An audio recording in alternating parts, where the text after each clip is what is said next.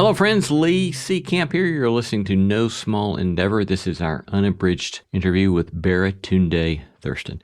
Baratunde is a social commentator, a satirist, a comedian, doing remarkable work in lots of different areas. He's, as you'll hear him say in this particular interview, he sees himself as a storyteller, and one especially who is elucidating, telling tales about our interdependence.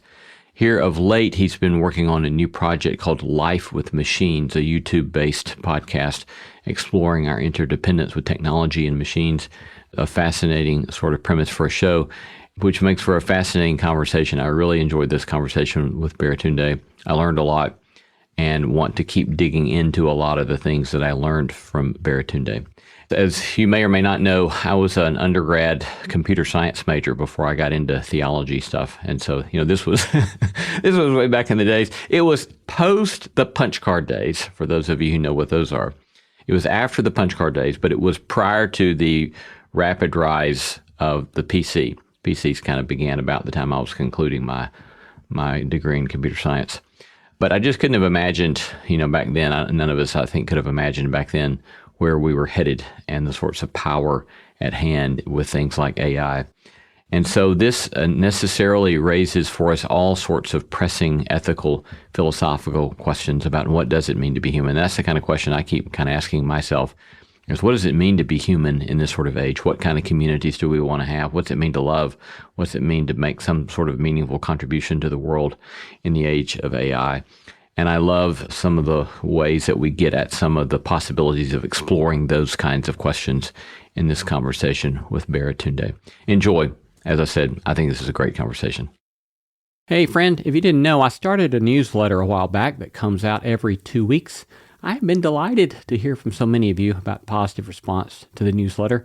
We call it the No Small Endeavor Notebook, where I riff on themes and topics related to our podcast, giving you additional material for thinking and doing in your own quest to make sense of what it might mean to live a good life. Join us by going now to nosmallendeavor.com and sign up there. Again, go to nosmallendeavor.com to sign up now for our free No Small Endeavor Notebook newsletter. It can be hard sometimes to quiet your mind at night with all that to-do list for tomorrow running through your mind, but bowl and branch sheets can help you truly unwind with a softness so extraordinary that your whole body just relaxes into sleep. Bowl and Branch's signature sheets are made free from toxins with the finest 100% organic cotton.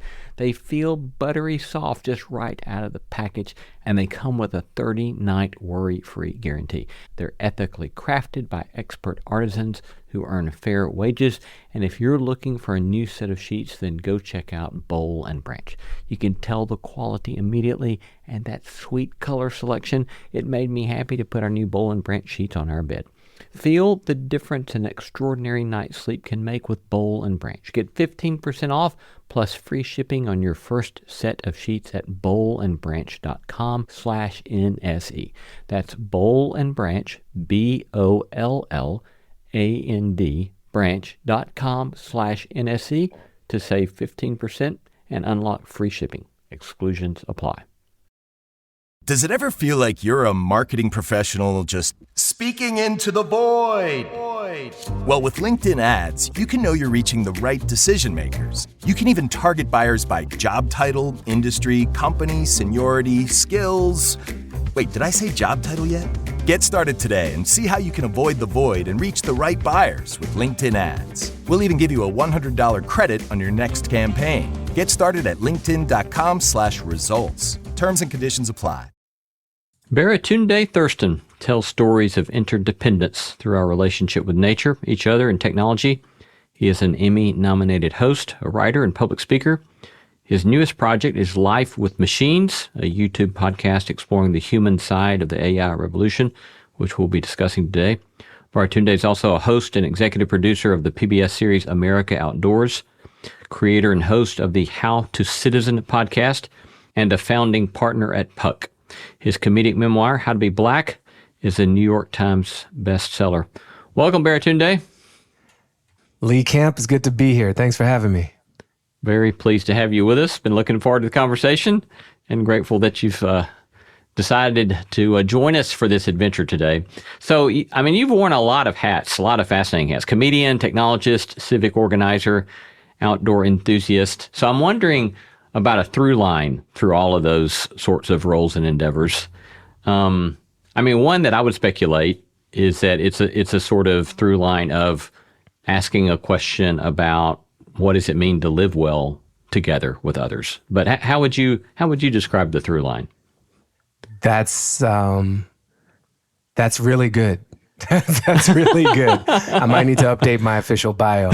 It's language I've played with, but that was a clean version, and I think the width has been expanding in terms of who I am most curious about us being able to live with. I've described it as interdependence as the core theme, and how do we live in right relationship with our planet, with each other, and with these rising machines. I think that there's an additional through line of the role that I see that I play in this, which is that of telling stories. I don't really build movements. I don't lead tens of thousands of people to the gates myself. I definitely amplify that work. But the narrative sphere is my primary realm. And the story we tell ourselves about ourselves, I think, shapes a lot of who and how we are. So I'm really invested in story. We're gonna have a good conversation then. Yeah.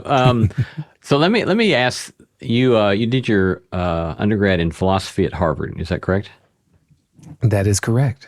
Yeah. So how would you say that work has informed your work and what you care about? That program allowed, encouraged, and I would say even forced me to ask the next question. It's like you're given permission of a 2-year-old as a 20-year-old, but why? But why? But why? But why? And you start to recognize the level of assumptions that are in the model that we live in of economics, of political rules, of culture. And it's pretty invented stuff.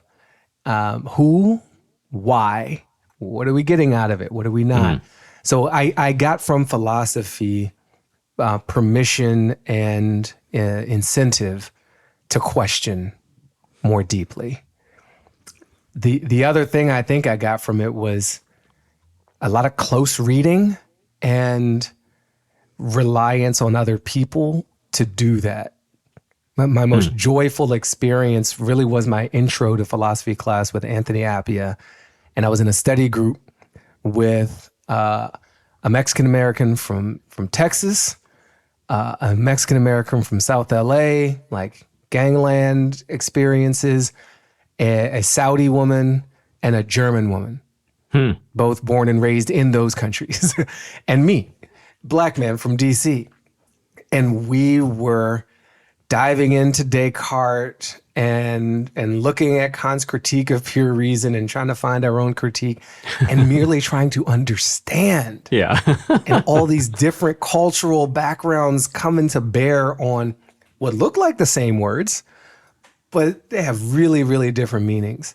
And it was fun. It was hard. We were up late. It was that classic college mode that a parent wants. Like, oh, you're not up late drinking. You're up late thinking. And that will remain the official story of my college experience. So what about satire? I mean, that's been a huge piece of your life as well, writing for The Onion for a while, and then your How to Be Black and the various work you've done in that regard. So where did satire come from for you as a fundamental genre or lens to look at the world? Yeah, thanks for that. The Daily Show was also a part of that professional experience. So one, I want to give myself kudos and a pat on the back that I was successfully able to earn salary, healthcare, dental coverage through comedy.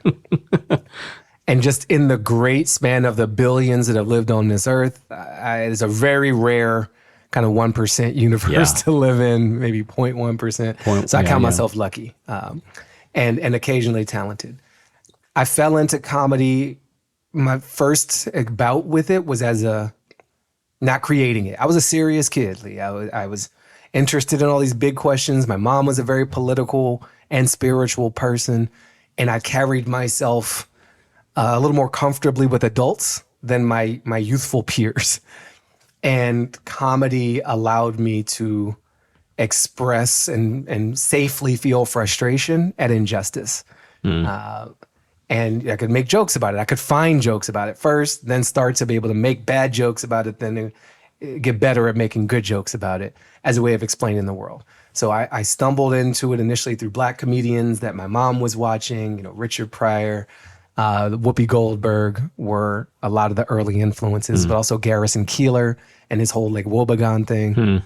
Car trips to national parks and campgrounds with mom usually had some kind of comedic soundtrack and story in the background. Then the internet gave me more latitude to start exploring my own tastes. I started curating lists of comedy and jokes that I found online and sharing it with friends in high school. This is the early 1990s. Then in college, I found my own voice through a satirical email newsletter. This is 1996 to 1999. And by the time I graduated college in 1999, I got most serious in 2001, a few years later, and I took a class at the Boston Center for Adult Education, just like a continuing education class taught by a local comedian named Steve Kalishman. Long may we remember his name. He really helped open a door, and that brought me into the world of stand-up. And I had been comfortable on stage, but that was a different universe. And I just entered this pocket of exploration where I was doing the stand-up classes. I was also traveling to New York City every week from Boston to do a satirical comedy writing class with educators from The Onion and The Daily Show and Saturday Night Live. Like they would grade our work and tell us about their career paths. I moved to Chicago for a summer to do improv. So I was just in it. And I restarted my newsletter to talk about Bush 1 and what was happening with civil rights or not, and to level truths without facts. That is in part the role of satire. Communicate something that's true that maybe not is factual. And then I found an opportunity because friends knew what I was looking for, because I was attuned enough and lucky to work for The Onion.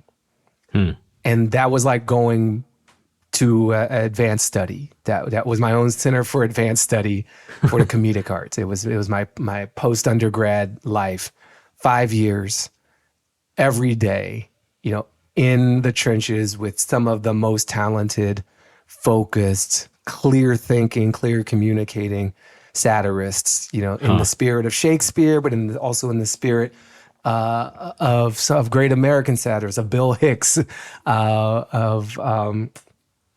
oh my goodness, what's this guy's name? Who's the greatest American satirist of all time, Lee? Well, Huck Finn, come on. Mark Twain. I thought you were going to point to Mark Twain, but I wasn't sure. I didn't want to presume who you were going to say. You are free to presume. So anyway, I got to be daily in that universe, and I learned a lot, and I kind of learned by osmosis. So I shot out of The Onion, and I was never the same. I always had more play, more savageness, I would say, to my tone of voice.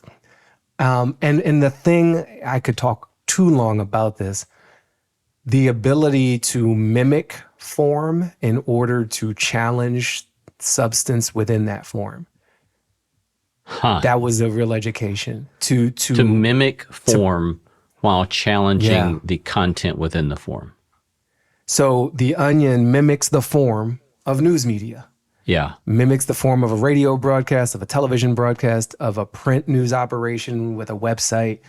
And my job was to bring it into a more technological reality, present/future, putting the Onion on social media, getting the publishing schedule to be more real time, launching the first apps for the iPad and the iPhone and Android, engaging real time with community. These are things legitimate news operations are trying to figure out. And our legitimately fake news operation was also trying to figure out. But it meant in order to satirize news, you have to understand it.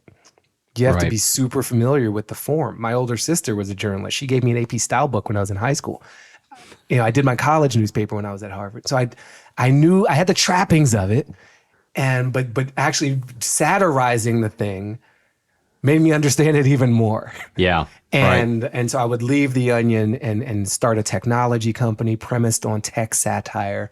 And what we're doing now with Life with Machines, there's more coming in terms of how do we build, not just tell a story that people passively experience, but create a world that they can inhabit and interact with, create immersive experiences.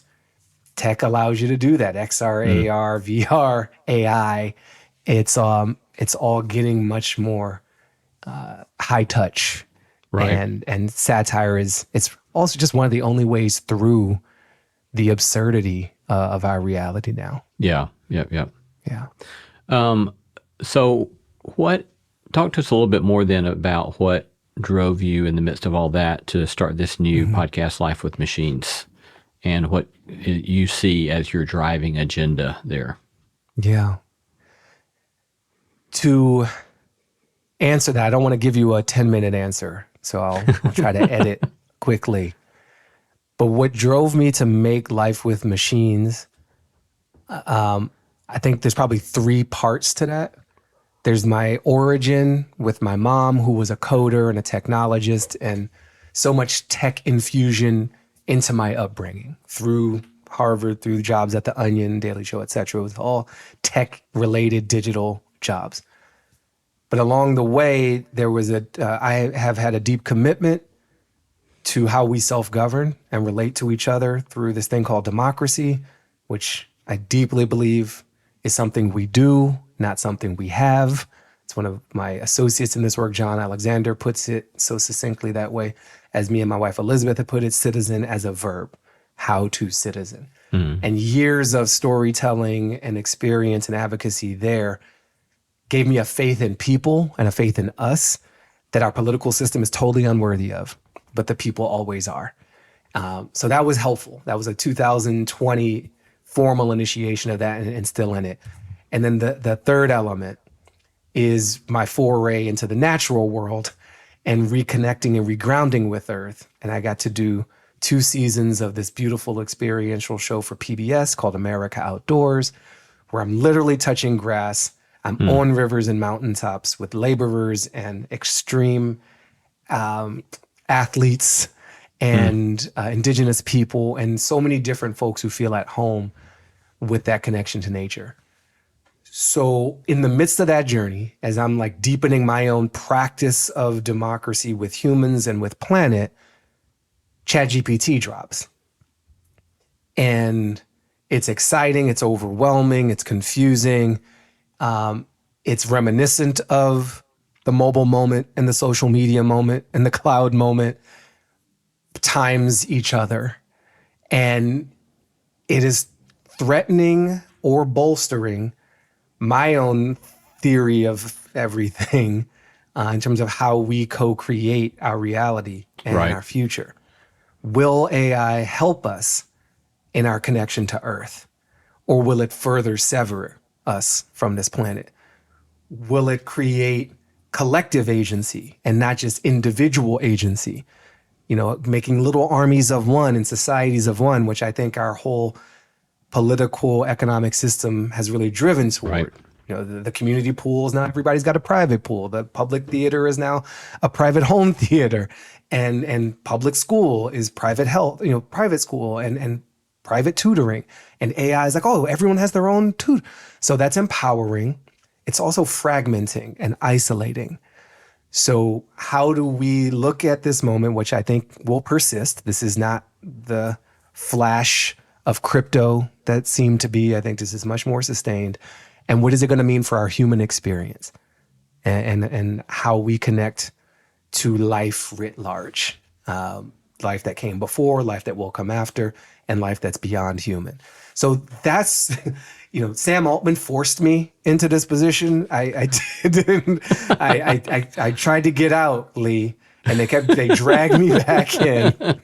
And I worked tech support in college, and people still ask me for help. I'm setting up the whole networking for me and a lot of my friends. So I had to dive in and making a show. That's the inquiry now. It was group philosophy study when I had a professor and a formal structure. Now we get a team together. We have researcher, writer, producer, showrunner, and some AI to help us in this collective inquiry and experimentation. That's what drove me. So, in I think it's your show trailer, you asked the question, will we be AI's parents or its pets? But if we turn that around and ask, what do you think AI teaches us about ourselves? What are you seeing or speculating that AI teaches us about what it means to be human? We are less and more than we think. We are less special than we think, in that AI is able to produce things. People using AI are able to produce things that previously only people in collaboration actively with other people consciously could produce. Works of art, works of bad art, works of business strategy or seeming business strategy. It's, the irony that the job displacement that machines were supposed to wreak on society is being visited upon the knowledge worker, the white collar worker, the upper middle class manager, much more than the physical laborer at this moment. Really both, but there's, and the coder in particular, right? Microsoft has got multiple waves of laying off people, making more money than ever, defined by technology and software engineering, because these machines can pull that off. So that makes us less special. And I think AI reveals that we're more special. There are our embodied existence for now is still unique.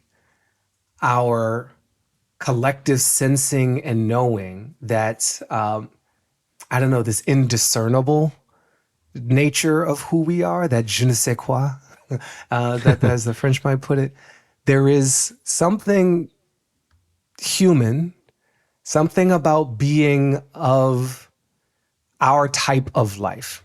And there's a whole debate, discussion, scientific and otherwise, about when AI might be considered living. If we've already crossed that, I don't think so. Will we? Most probably. But that the nature of us as living organic beings is special. And we will most likely value that uniquely in a future where our outputs and our economic productivity is not the special thing at all. Yeah, fascinating. One of the things that you're pointing to that I myself very much appreciate is that you're kind of refusing to give us any sort of reductionistic account of what it means to be human, right? It's that there's no simple phrase that sums up what's special about being human. Because, for a long time, there would be many that would have said, can the machine reason and talk in such a way so that behind a closed screen, we would think that's what a human would do? And like a Turing test. Yeah. A Turing test, exactly. Yeah. And we know, and now we know. Well, of course, AI can do this, right? We thought that I don't know. We seem that we've kept looking for some sort of way to say, well, this is what is the essence of being human, and yet it seems to me that I I don't know. I guess I keep wanting to say there is no essence of being human in the sense that it's a very complex reality of what it means to be a human, right? It's that we're embodied, like you say, and I'm not so sure. It seems to me that we learn a lot of things by being embodied that an AI can't learn yet, right? Because I think we learn a great deal through pain, and we learn a great deal through pleasure, and various sensate experiences teach us a great deal that I don't know yet. Maybe someday, I don't know, but at the moment at least, that's something very moving about what it means to be human. Another thing that you pointed to is that we tell stories to one another, and that there's something about telling of stories that also makes us human, and it's a primary way in which we're formed. Our character is formed, our sense of what we value is formed, sense of community is formed, and so forth and so on. So I don't know. What are you seeing in terms of reductionistic ways of thinking about what it means to be human? Not a fan. I guess I'm an expansionist in contradiction to being a reductionist. There's, the human as performer of deeds that can be performed by others means that we cannot rely on that as a distinguishing trait or a distinguishing and defining characteristic of what it means to be human. I do think embodiment is a big part of it. My wife Elizabeth says, we're entering an age of embodiment, and I think that's really an interesting parallel to the age of AI and synthetic and generated and cloud-based. Right, there's a lot of intelligence potentially in that, but it's very distinct if it's not in a body of our kind. They'll have bodies too. I don't think the lack of a body is not going to protect us. They will have bodies. They already do. Some of them look like cars. Some of them look like vacuums, and they will have humanoid versions, and they'll sense infrared light, and they'll have seismics, and they'll sense things we can't as well. And we will sense things that they can't. But I don't think that's going to be enough to say this is what it means to be human. I think what it means to be human is always shifting. And, is it to be a child of God? Is it to be a member of a lineage? Is it to be molded in clay, in the image of a higher being? Is it to be in community of others? Is it to speak this particular language in this way? Is it to know these songs and these rituals and these traditions? Is it to live and then to die? Right? Humans are a story. We have a beginning, a middle, and an end. Does a large language model have that kind of story? Is our finiteness and our imperfection a part of what we embrace? I was recently a part of an event with the youth poet laureate who closed it all out, Salome A. Her last name begins with the letter A, but it looks like Salome, but it's pronounced Salome. And she wrote a whole poem for this event about how it's the blemishes and the self-doubt and the low self-esteem and the imperfection that we're going to really lean into and claim. And all these things we've been trying to fix about ourselves and eradicate, we're going to race toward them as proof of humanity, which will have some kind of value in the future. There's, this parents, pets thing that I threw in that trailer. There's a missing P, which is partner. And I wrestled with the trailer, rule of threes. And the person I was working with, just keep it simple. Parents or pets, it punches harder. But I was but it's less complete. And I want partner in there too. And I think we're going to have all three. I think we're not building tools. We're creating a new population that we will live with, we will work with, we will play with. They'll be in our org charts. They'll be in our friend networks. They'll be in our family trees. Children will grow up and date them and we'll have changed laws, as we've done before, to allow for deep partnership, that what we call marriage today, or adoption, of some kind. And all of that is going to create, for lack of a better word, a real funky future. And it's going to, and it's going to press on us about what do we value, about what do we want to preserve, about what we want to claim as our human role. And in the greater context, Lee, I'm also like, I'm in an expansive quest, as in a subset of questions about our relations.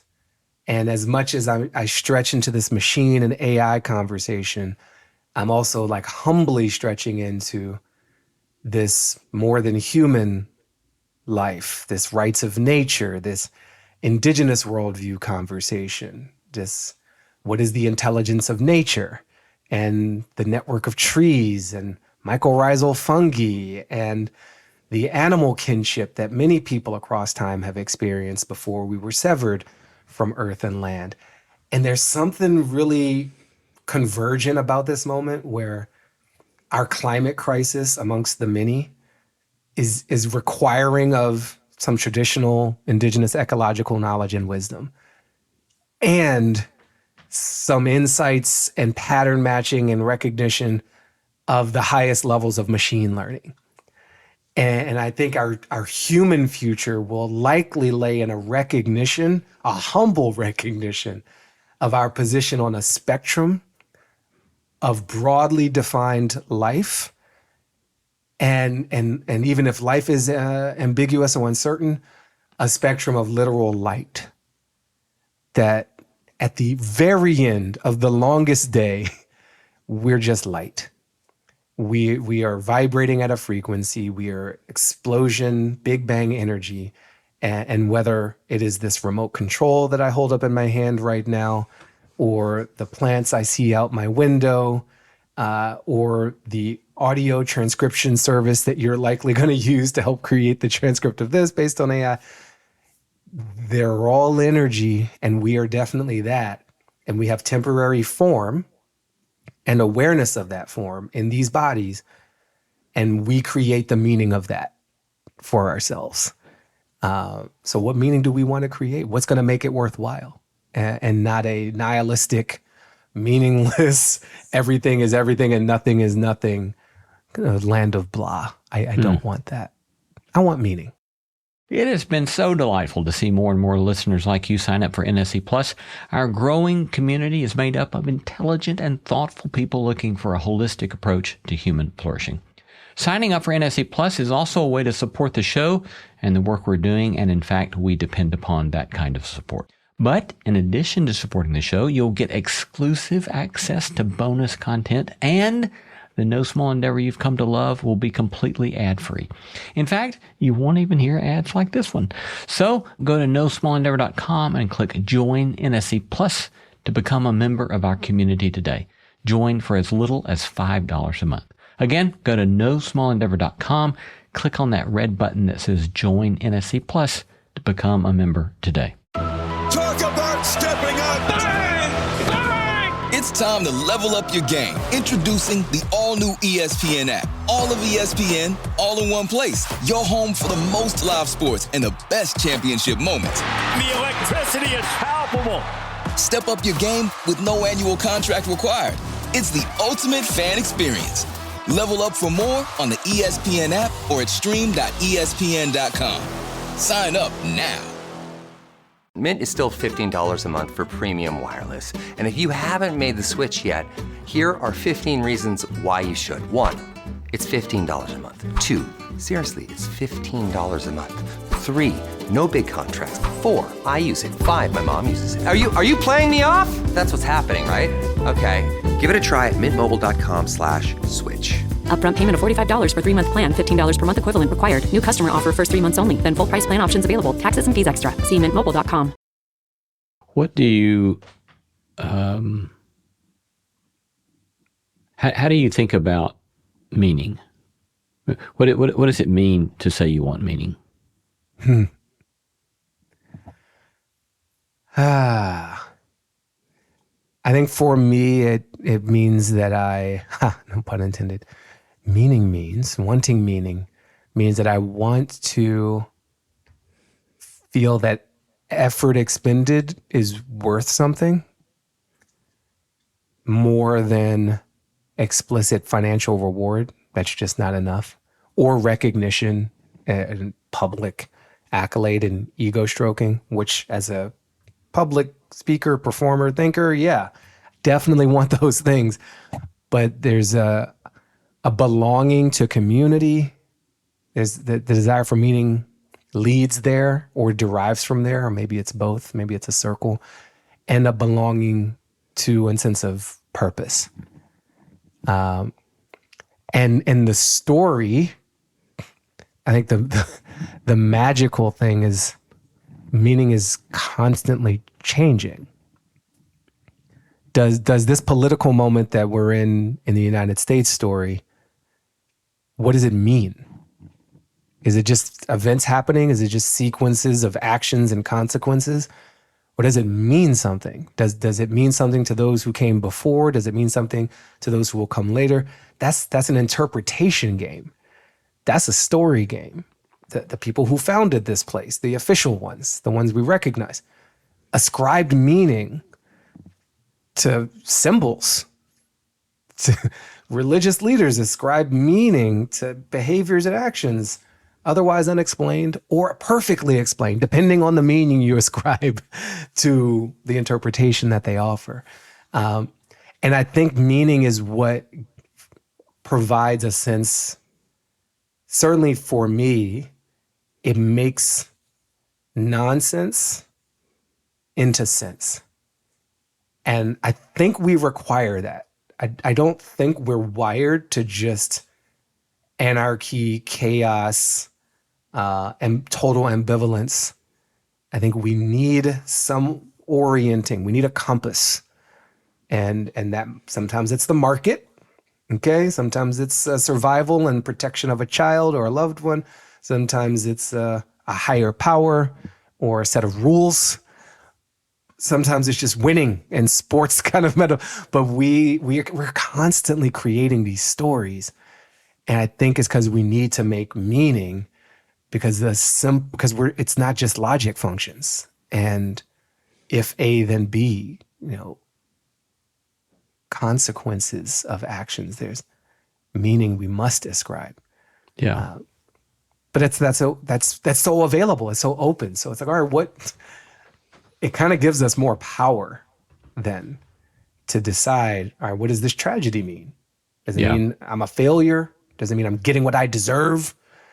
Or does it mean I'm being granted a painful opportunity to learn something so that I move differently in the future? Yeah. If we were sitting over a beer, I have a whole lot of follow-up questions about all you just said the last 5 minutes. But unfortunately, we don't have either the beer or the time. But so much to helpful and provocative and worth continuing to ruminate on. But let me go to the question about power just a second. In your How to Citizen, your homepage there, you kind of have 4 big points. To citizen is to show up and participate, to invest in relationships with others, to understand power, to be fluent in power and understand how to use it for our collective benefit, and is to value the collective, to work towards outcomes that benefit the many. So let's talk about that notion of power just a second. You're encouraging us to understand power, to be fluent in power, and understand how to use it. So first, let me ask sort of a diagnostic / social critique kind of question. Given that you care about power and you're trying to help people understand the machinations and or the productive use of power, what do you see as the way power is at work in the rapid revolutionary development of AI in ways that might be very destructive?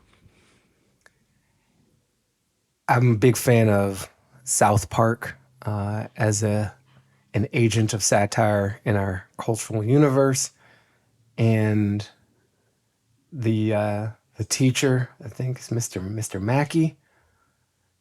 he would say to this question, okay, it's pretty bad. I would say it's pretty bad. Okay, power is definitely getting concentrated more rapidly than ever, to be honest.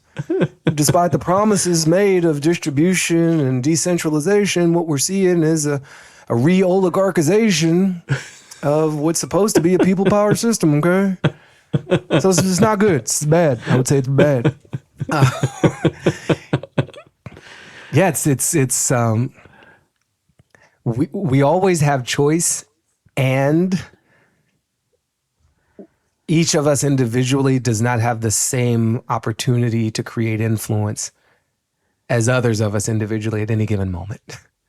And so right now, because of consolidation of power in the executive branch away from legislative and judicial, in the case of the national legislative, they volunteered that. They have, for a long time, ceded power to the executive. We haven't declared war in a very long time. We've definitely been engaged in wars, but even more aggressively in the era of Trump too.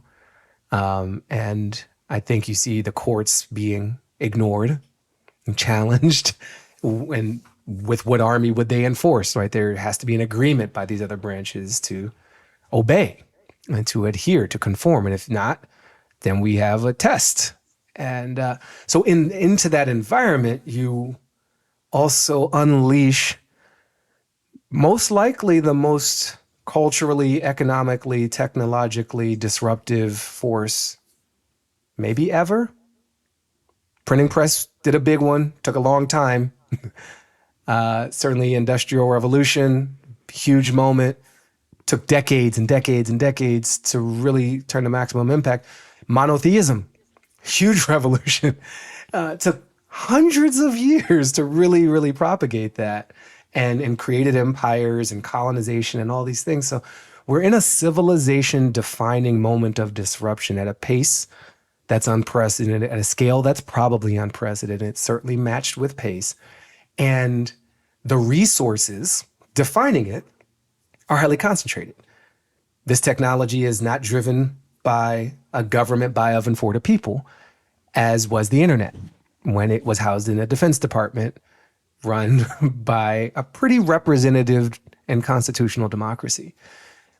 AI is not run by that democracy. It is run by a literal handful of companies who have marching orders of a primary,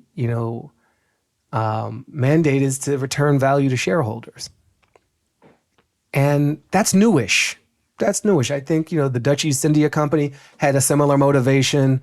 There's a lot of corporations that were involved in setting up the U.S. Even that structure was novel and unleashed so much momentum. So we're in that, but it's like times everything else. So yeah, my analysis is that the tendency toward concentration of power and thus abuse is extremely high because AI is maybe not coincidentally being born at a time of concentration of political and economic power already. The requirement for vast resources of compute, of financial resources, of data, this all gives huge advantages to huge firms, to monopolistic behavior, anti-competitive behavior, and now a government that really wants to look the other way with the excuse of we got to defeat China. So yeah, that's not great. That's I would say that is suboptimal, to use some tech language. Doesn't mean it's a foregone conclusion, but we have our work cut out for us. Those who think that power should be within the hands of the people, that it is best wielded when shared, and that we should be suspicious of heavy concentrations of power. Yeah. In any partisan sense whatsoever. You can have left dictators and right dictators, like authoritarianism is available to all ideologies. So yeah, AI could really, really accelerate bad things for those of us who love people power. Yeah. So, I mean, Tristan Harris, formerly at Google, leaves and starts the Center for Humane Technology, and his things. We need a narrow path. The narrow path between, on the one hand, kind of the techno-oligarchy of nation states and corporations, which can kind of lead us to this dystopic kind of overbearing use of technology. And then on the other hand, we need to avoid the utter democratization that could lead to chaos. One leads to dystopia, one leads to chaos, and that we need to have some sort of path down the middle, but it's going to require a new imagination for framing. Instead of thinking, okay, all this is inevitable, so we just got to rush out there in our capitalist pursuits and get stuff out as quickly as possible. He's encouraging us to say, no, it's not inevitable. We can step back and we can make some choices about serving some sort of common good, some sort of way of serving humanity. How do you react to what he's saying, or who are people that are raising similar sorts of questions that you're finding compelling and worth paying attention to? I am broadly aligned with Tristan. I've known him for when he was still at Google as a philosopher. And we had a really beautiful conversation at a coffee shop in the East Village. We were both in New York about what was happening with social media and these algorithmic incentives. And he went on to create apps and nonprofits and films and advocate for something that's human and humane. I support that. And we had his co-founder, Asa Raskin, on Life with Machines to talk about the Earth Species Project and the ability to use these tools to connect with the animal world and understand them in a really literal sense. Some people really do understand animals, some veterinarians, some indigenous folks, some very spiritually aligned people, horse whisperers, etc. But for most of us, we don't know what's going on. So that's a long-winded respect to Tristan. What I see in opposition to my concern about dystopia, deep concentration of power, some basically massive techno-fascist authoritarian state where we hail Lord Zuckerberg and Lord Bezos and Lord Musk. It's very possible, not really what I'm for. So I do see signs of an alternative that could happen. I would quickly ping and highlight Audrey Tang and collective intelligence. I would highlight the bioregional movement, which is looking at organizing people not around literally man-made fake political lines drawn in sand, but around nature's boundaries. I would point very historically to confederacies of self-government, like the Haudenosaunee, who predate democracy on this here Turtle Island, North America land by many hundreds, if not thousands of years, of how do you make peace happen amongst distinct nations, but form something whole out of that? I would point to All Tech is Human as a community of people who are championing responsible tech. I would point to the Data and Society Research Institute, where I've been an advisor for some time, who are illuminating and highlighting a lot of what we need to be concerned about, but also how do we shape the discourse and the debate. I would highlight France and their approach, the EU more broadly, France in particular, because they do not want to be linguistically colonized with language models that are predicated on English or economically colonized by companies that are only anchored in the US or North America. And I would point to Claudia Falitz at an organization called DemNext, John Alexander, who I've already cited, people who are innovating in democracy and the technological practice of that social tool. People who are innovating and applying the technology in a good way, in a responsible way, and people who are binding to the earth and planet differently. I see some convergence of all that, which looks really different than we all become citizens of Amazon or Meta. And what I see in the combination of all these things is, all right, you take the idea of representative and electoral democracy, which is really stale in the US now. It's a lot of money, a lot of extremism, a lot of influencer culture infecting state and national legislatures all over the country. And you acknowledge, this is broken. Democrats are just, the form is broken. It's whatever. But there's this other form, this thing called a citizens' assembly. The Greeks trusted it more than elections, it turns out. And people are conscripted into service. It's truly random and thus truly representative. It's expertly facilitated. So you're not just dependent on staff to learn stuff and hope they tell you the good bits. You have compensated for your time. You dive into it. Ireland used it to update their constitution to allow for abortion in a very divided Catholic and all kinds of reasons why this shouldn't have worked. But the process, same people, different process, yields more beautiful, coherent results. That form of democratic practice is starting to explode across the US. Bowling Green is using versions of it. Bend, Oregon is using versions of it. Detroit, cities in Maine, Jackson, Mississippi.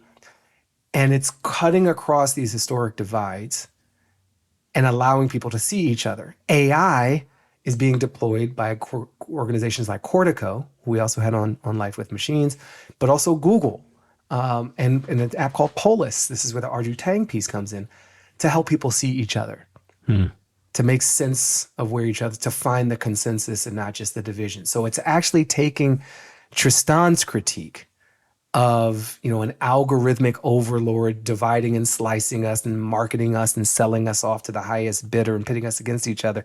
It's flipping that on its head. It has a different incentive, setting a different goal for coherence, for understanding, for peace, creating incentive around that. And all of a sudden the system behaves differently. So we can do that. We're already doing that in these little pilot programs. Then I could see that scaling. And I certainly am trying to be a relatively loud voice in saying, all right, here's the AI age. I'm team life. I'm team human in the context of broader life. How do we make this work for all of us? Look at this example. Let's try this. Look at that example. Let's try this.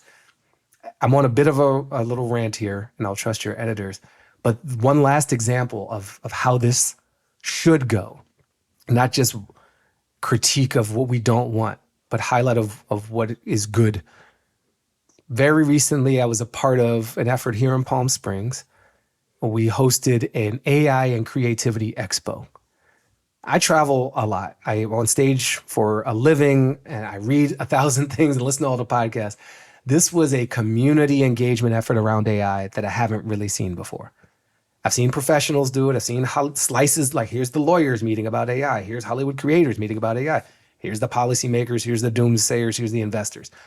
This was like just the people of a town. The school district was represented. The Chamber of Commerce was represented. Small businesses, parents, and creative people, and hundreds of them filling the convention center hall to be like, what do we want?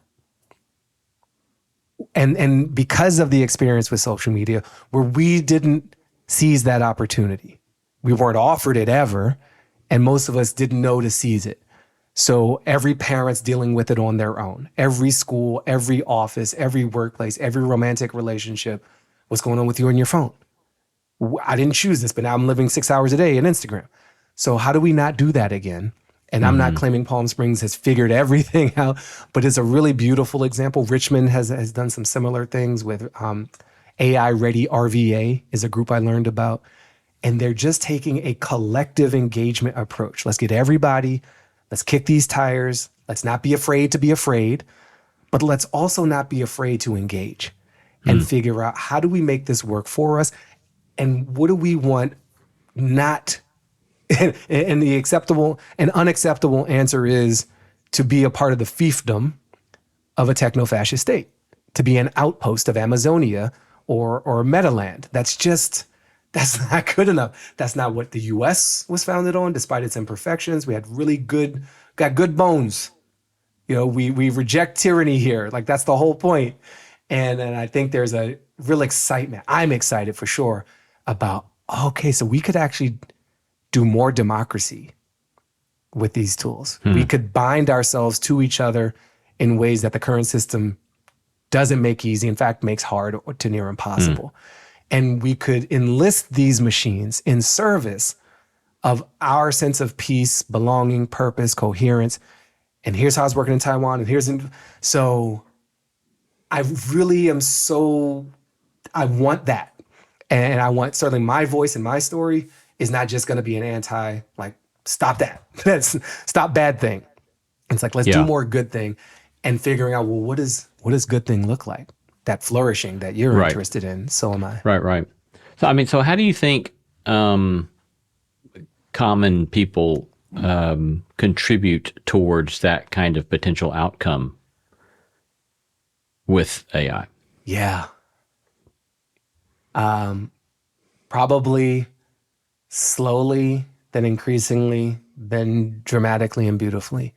You could be asking a question about economic policy. You could be asking a question about criminal justice policy. You could be asking a question about civil rights around Black people or around LGBTQ people. How does the average person join an effort to create a system that works better for the average person? And so I think we have a lot of historical analogs to support that pathway. It is not terribly unique for AI. It's a different domain, but it's the same concept. How do we exercise our power? How do we shape our worlds to ones of our own liking and to our own broad benefit? We certainly can sit back and do nothing and let existing winners accrue more spoils. That's probably not going to work out well in the long run. So I think there's, practically speaking, a way to look at every circle that we're already a part of and consider how active our choice making can be with our individual time, with our human relationships as parents and partners, and with our pets. Where is AI showing up? How are we making choices about what to use or not to use? How we already made choices. We've made choices about the meat we put into our bodies. What about the AI systems we allow into our families and workplaces? Is it about the energy usage? Is it about the ethics and morality of the senior leadership? Is it about the cost? Is it about the complexity? And so there's like an informed choice thing that we can do. I think a powerful thing we can do is use these systems in community. I think there's a lot of foisting things on individuals that doesn't serve us as members of society. And so it's as simple as, in whatever organization you're a part of, whatever team, talk about it. I speak to a lot of companies and I have these conversations with the employees, and they have these two identities. As an employee, I'm all in on AI. It's going to make us more productive and more efficient. As a person, I've got doubts. I don't understand what's happening here. I'm starting to feel this addictive tendency. My kid is using it to do all their homework, and I don't have any forum to raise this. So create a forum in your homeowners association, at your kid's school, in your office. Create a little working group, a little forum to talk about it. And then wherever you have a link or relationship to formal existing political power, put it on the agenda. Make it clear that this is something you care about for your community. There's going to be an economic development program in your town. How are they thinking about technology and AI and this future? Same with the school, same with your church group. Like, whoever's making plans, you don't have to join that committee and be a full-time member, but you've got to get into some kind of relationship with that. There's lots of theories of change and ways to do the social change things. You could read Marshall Gans, you could do a whole dissection of it. But these are some of the things that are occurring to me that I think are approachable and not too intimidating. None of these answers involves getting a degree in machine learning, becoming a top AI researcher, and becoming one of the 10 people defining these models at one of these 5 companies. We don't need to do that. We can't all do that. But we can all decide, okay, but what's the oversight of those systems? Yeah. And who has that power? And if not, then let's create that power. So let me ask this follow-up question to that. So I hear you saying one of the first steps is let's begin asking questions in our local context about how are our local communities and people who have leadership in those communities thinking about AI and technology. And what then would be kind of a second level set of questions that you would think would be near the top of the list that people want to begin to get proficient in asking? So I'm thinking, for example, there's obviously lots of conversation about the way in which large language models have some sort of bias because it's trained on data, and the data represents human experience, and our human experience in our various communities is inevitably tainted by bias, often very destructive bias. And so that gets read into the system. So for me, that's one of the questions I'd always want to be asking is how does this system biased towards certain given presumptions? Another one, the one that I think I would want to be asking is, what kind of standard of truth is at play? Because when push comes to shove and you have dilemmas about how you're going to give account for something, you have to make some sort of judgments about what you're going to count as true. So what would be those kind of second level questions you think we should get proficient in asking? Those are great questions. Bias, truthiness, or standard of truth. I would say explainability, transparency around use. Yeah. Disclosure.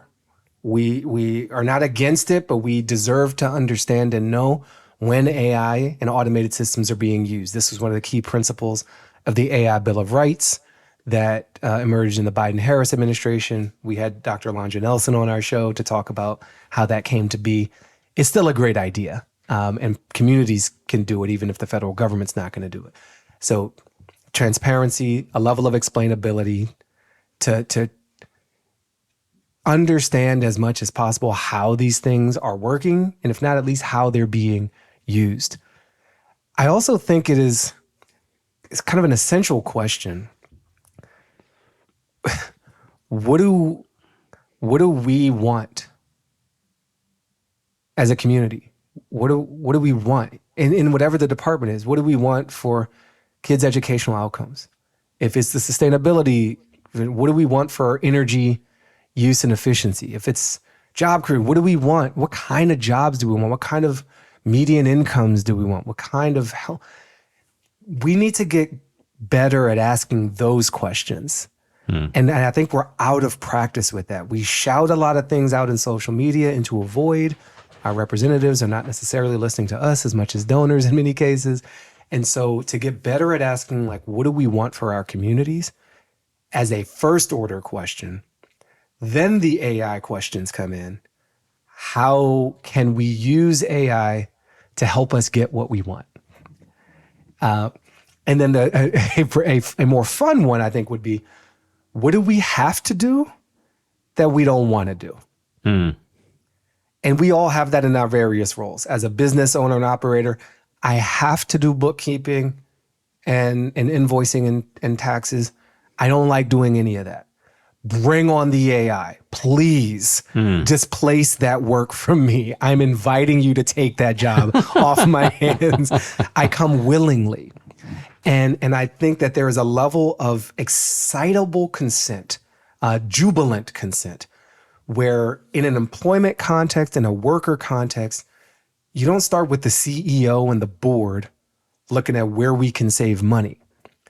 You start with the unions. You start with the worker special interest groups and employee interest groups. You start with committees and divisions and departments, and you ask people, what's the hardest part of your job that you've been struggling with? I'm here to help. I've got some AI with me. What's the most meaningless part of your job that's taken up outsized time and resources? Right. If we could approach people with that, all of a sudden the threat is now an invitation to possibility, to more participation, to more power. And we can deliver on that real promise of letting people do the meaningful work. But you cannot promise to elevate people into meaningful work, and you're not even bothering to ask those people what meaningful work to them is. That's just a charade. That's a scam. And we can't tolerate that. Yeah, I mean, it's like your work, How to Citizen, is immediately being brought to bear upon questions about AI, right? Absolutely. You're asking questions, what kind of communities do we want to have? How can we do this together? How is power going to be at play in all that? How do we work collectively toward the benefit of the many, not just the few? Get better at asking those kinds of questions, and then let that better set of questions inform the way we ask follow-up questions about AI. Yeah. Yes, that's very right. Really lovely. It's how to citizen with AI, and those 4 pillars are a great starting point. They're not exhaustive. I think they're necessary, maybe not sufficient, but I think they're like essential layers. There's 2 other quick frameworks. So you have those questions. I think you also have, when I first started writing about AI long ago, a year and a half, 2 ago, I had these 3 A's. AI could be used to accelerate, to augment, to accommodate. Each of those represents a choice. What do we want to accelerate? As a family member, as a household member, as a community member, as an employee, as a citizen, as a resident, acceleration isn't good for everything.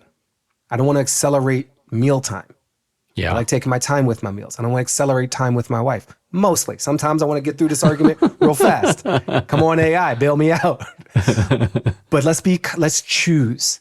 Let us not just receive higher speed from a Mark Zuckerberg type, or him specifically. I know why he wants everything to go faster. It's great for him.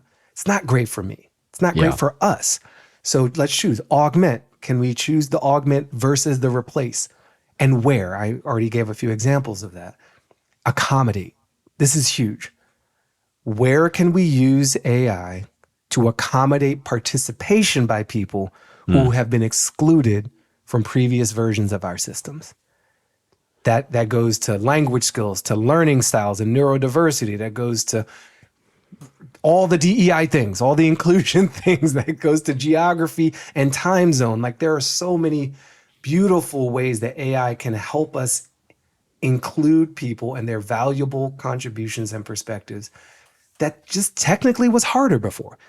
It will not solve these things. Just add AI is like saying just add power. We still have to choose how we wield it. But those 3 A's are a good rubric.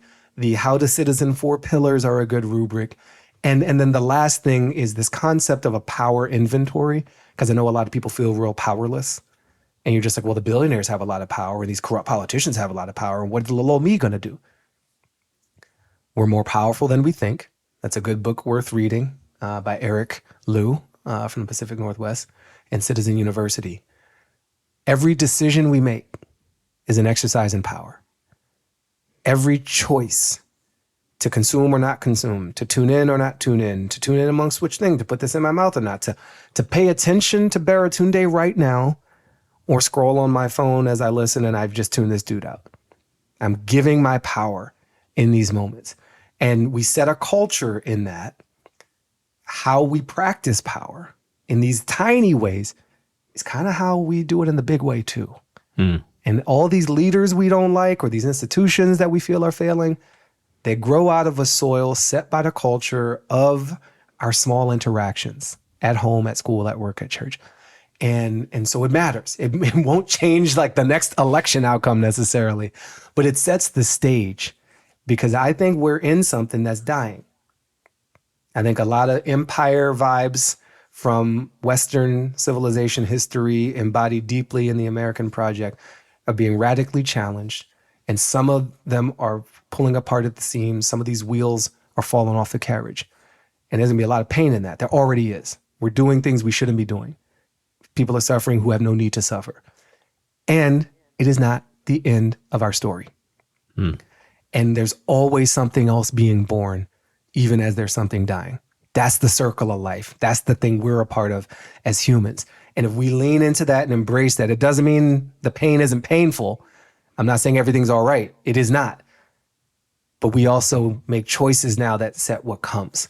So let's make choices together that set some good to come of this, make all this pain mean something more than just suffering, mean that we're setting the stage for something to come that's even better than the thing we've been struggling through for the past couple centuries.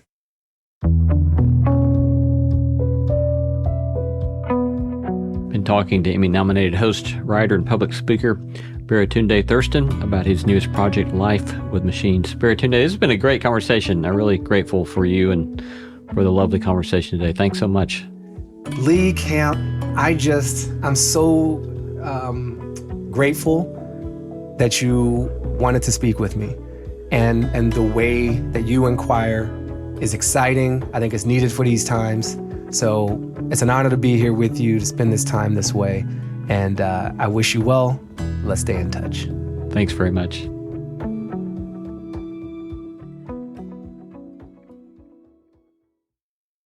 This message is sponsored by Greenlight.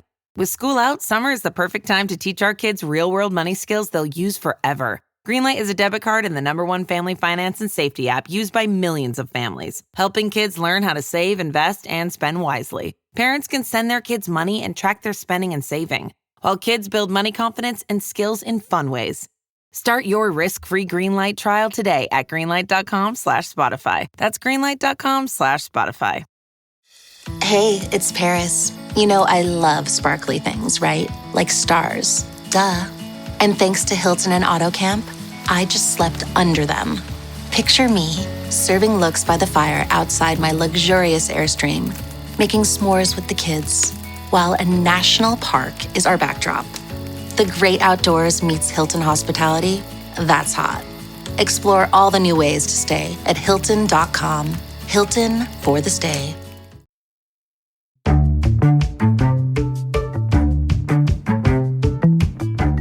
Our thanks to all the stellar team that makes this show possible. Christy Bragg, Jacob Lewis, Carriet Harmon, Jason Cheesley, Sophie Byard, Kate Hayes, Mary Evelyn Brown, and Audrey Griffith. Our theme song was composed by Tim Lauer. Thanks for listening, and let's keep exploring what it means to live a good life together. No Small Endeavor is a production of Tokens Media, LLC, and Great Feeling Studio.